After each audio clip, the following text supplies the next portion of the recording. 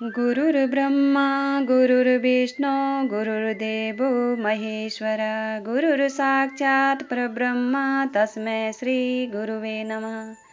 मैं अपने गुरुदेव महादेव के चरणों में कोटि कोटि प्रणाम करती हूँ। माँ भवानी के चरणों में कोटि कोटि प्रणाम करती हूँ। सभी देवी देवताओं के चरणों में कोटि कोटि प्रणाम करती हूँ। सभी गुरु भाई बहनों को मेरा कोटि कोटि प्रणाम। आज हम सुनेंगे शिव पुराण की रुद्र संहिता तृतीय खंड में से पार्वती की तपस्या विषयक दृढ़ता, उनका पहले से भी उग्र तप, उससे त्रिलोकी का संतप्त होना तथा समस्त देवताओं के साथ ब्रह्मा और विष्णु का भगवान शिव के स्थान पर जाना। ब्रह्मा जी कहते हैं, मुनीश्वर, शिव की प्राप्ति के लिए इस प्रकार तपस्या करती हुई पार्वती के बहुत वर्ष बीत गए, तो भी भगवान शंकर प्रकट नहीं हुए।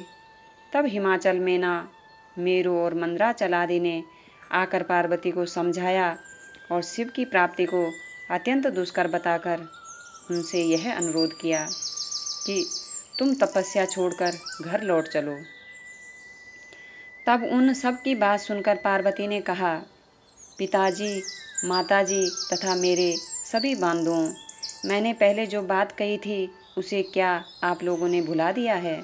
अस्तु, इस समय भी मेरी जो प्रतिज्ञा है उसे आप लोग सुन लें।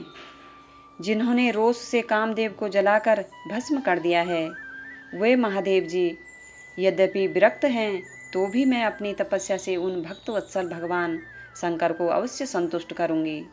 आप सब लोग प्रसन्नतापूर्वक अपने अपने घर को जाएं। महादेव जी संतुष्ट होंगे ही, इसमें अन्यथा विचार की आवश्यकता नहीं है।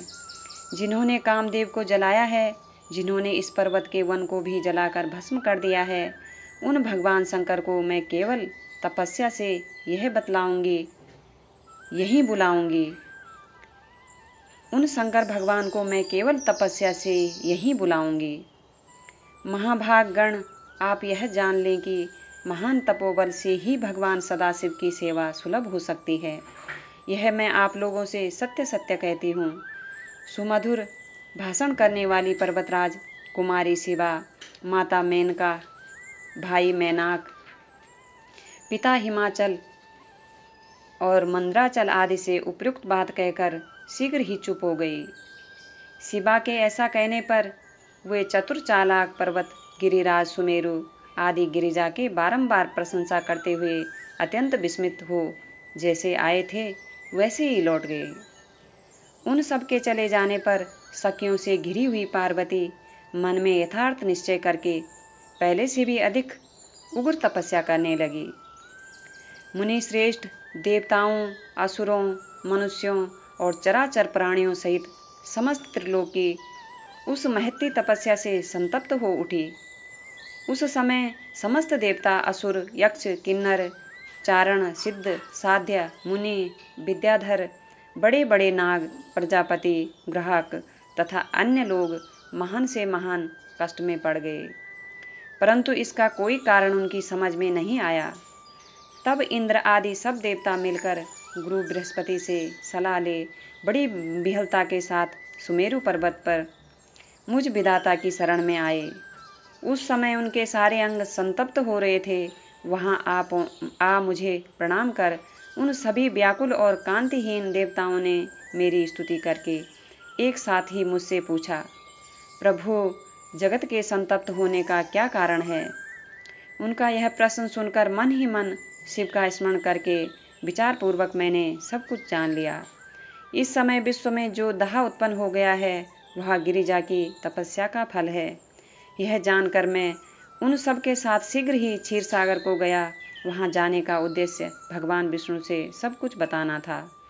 वहां पहुंचकर देखा भगवान श्री हरि सुखद आसन पर विराजमान हैं। देवताओं के साथ मैंने हाथ जोड़कर प्रणाम पूर्वक उनकी स्तुति की और कहा, महाविष्णु, तपस्या में लगी हुई पार्वती के परम उग्र तप से संतप्त हो हम सब लोग आपकी शरण में आए हैं। आप हमें बचाइए, बचाइए। हम सब देवताओं की यह बात सुनकर शेष शैया पर बैठे हुए भगवान लक्ष्मीपति हमसे बोले। श्री विष्णु ने कहा, देवताओं, मैंने आज पार्वती जी की तपस्या का सारा कारण जान लिया है। अतः तुम लोगों के साथ अब परमेश्वर शिव के समीप चलता हूँ। हम सब लोग मिलकर यह प्रार्थना करेंगे कि वे गिरिजा को ब्याह कर अपने यहाँ ले आवें। अमरो, इस समय समस्त संसार के कल्याण के लिए भगवान से शिवा के पाणी ग्रहण के लिए अनुरोध करना है। देव आदिदेव पिनाकधारी भगवान शिव शिवा को वर देने के लिए जैसे भी वहीं उनके आश्रम पर जाएं, इस समय हम वैसा ही प्रयत्न करेंगे। अतः परम मंगलमय महाप्रभु रुद्र जहाँ उग्र तपस्या में लगे हुए हैं, वहीं हम सब लोग चले। भगवान विष्णु की यह बात सुनकर समस्त देवता आदि हठी क्रोधी और जलाने के लिए उदित कर रहने वाले प्रलयंकर रुद्र से अत्यंत भयभीत हो बोले। देवताओं ने कहा, भगवान जो महाभयंकर कालाग्नि के समान दीप्तमान और भयानक नेत्रों से युक्त है, उन रोष भरे महाप्रभु रुद्र के पास हम लोग नहीं जा सकेंगे, क्योंकि जैसे पहले उन्होंने कुपित हो दुर्जय काम को भी जला दिया था, उसी प्रकार वे हमें भी दग्ध कर डालेंगे, इसमें संशय नहीं है।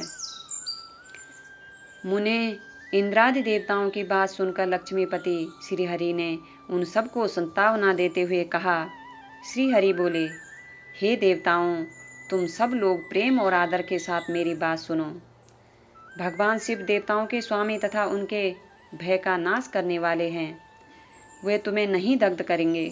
तुम सब लोग बड़े चतुर हो, अतः तुम्हें शंभु को कल्याणकारी मानकर हमारे साथ सबके उत्तम प्रभु उन महादेव जी की शरण में चलना चाहिए।